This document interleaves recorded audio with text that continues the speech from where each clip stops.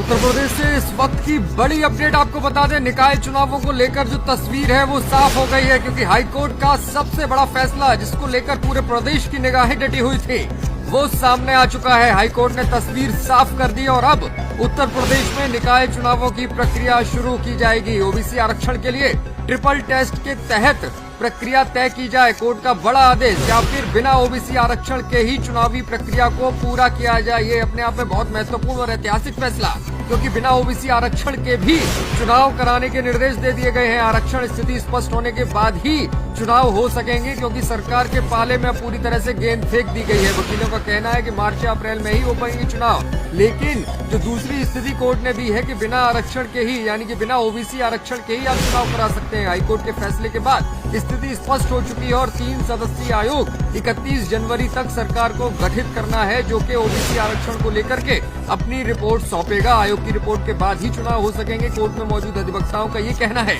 वहीं दूसरी स्थिति ये है कि बिना ओबीसी आरक्षण के भी चुनावी प्रक्रिया को आगे बढ़ाया जा सकता है, यानी कि एससी और एसटी के जो आरक्षण घोषित किए गए वो ज्यों के त्यों रहेंगे। इसके अलावा जिन सीटों पर ओबीसी आरक्षण की प्रक्रिया जारी की गई थी, जिनको ओबीसी के लिए आरक्षित किया गया था, उनको अब सामान्य सीट माना जाएगा और चुनावी प्रक्रिया तुरंत स्थिति में आगे बढ़ाई जा सकती है। सरकार के पाले में गेंद है, क्योंकि अगर सरकार चाहती है कि ओबीसी को आरक्षण देना है तो उसके लिए इंतजार करना होगा। लेकिन कोर्ट ने साथ ही ये भी कहा है कि जल्दी से जल्दी चुनाव कराना सरकार को प्राथमिकता से काम करना होगा, और चुनाव क्योंकि निकाय चुनाव विलंबित है इसलिए अब उसमें और समय नहीं देना है। अगर स्थितियां ये बनती हैं कि आप सामान्य तौर पर चुनाव कराने की स्थिति में हैं, तो ओबीसी आरक्षण को फिलहाल दरकिनार करते हुए सामान्य सीटों पर ही चुनाव कराया जाए।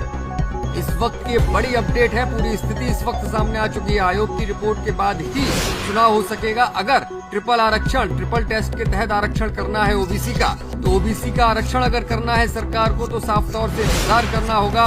31 जनवरी तक आयोग का गठन करना होगा, जो अपनी रिपोर्ट देगा। उसके बाद ट्रिपल टेस्ट के तहत प्रक्रिया पूरी की जाएगी। डीएम को मॉनिटरिंग करनी होगी हर सीट पर, जिसके बाद आरक्षण लागू किया जाएगा। लेकिन अगर सरकार चाहे, जिस तरह से हाईकोर्ट ने निर्देशित किया है कि आप बिना आरक्षण के चुनाव कराइए, एससी और एसटी सीटों को आरक्षित रखिए, और जो ओबीसी के लिए आपने आरक्षण की व्यवस्था दी थी उसको रद्द करके सामान्य मानते हुए, उन सीटों को सामान्य मानते हुए चुनावी प्रक्रिया को आगे बढ़ाइए। हाईकोर्ट ने साफ तौर से ये स्पष्ट निर्देश और आदेश दिया है। हालांकि आदेश की कॉपी फिलहाल बाहर आना बाकी है, और उसके आने के बाद तमाम और परिस्थितियां भी और स्पष्टता भी इस आदेश में आएगी। लेकिन फिलहाल जो अपडेट है हाईकोर्ट से वो ये है कि चुनाव आयोग के साथ साथ सरकार को कोर्ट ने निर्देशित कर दिया है कि या तो आप बिना आरक्षण की प्रक्रिया को आगे बढ़ाए चुनाव को संपन्न कराइए, अन्यथा आप कमेटी तैयार कीजिए 31 जनवरी तक, जो कि रिपोर्ट देगी, और ट्रिपल स्टेज के तहत जो आरक्षण देना है ओबीसी को, उस तरह चुनावी प्रक्रिया को पूरी करना होगा, जो कि सुप्रीम कोर्ट के आदेश के तहत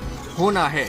वहीं हाईकोर्ट ने जो व्यवस्था दी है कि अगर आरक्षण स्थिति स्पष्ट नहीं है तो फिर चुनाव आप नहीं करा सकते, और अगर आपको जल्दी कराना है तो ओबीसी आरक्षण को यहीं पर रोक करके एससी एसटी सीटों को आरक्षित मान करके बाकी अन्य सीटों को सामान्य मानते हुए चुनावी प्रक्रिया को आगे बढ़ाइए। तो सरकार के पाले में गेंद है, सरकार क्या फैसला लेती है इस पर अब सबकी निगाहें। योगी सरकार का क्या फैसला होगा।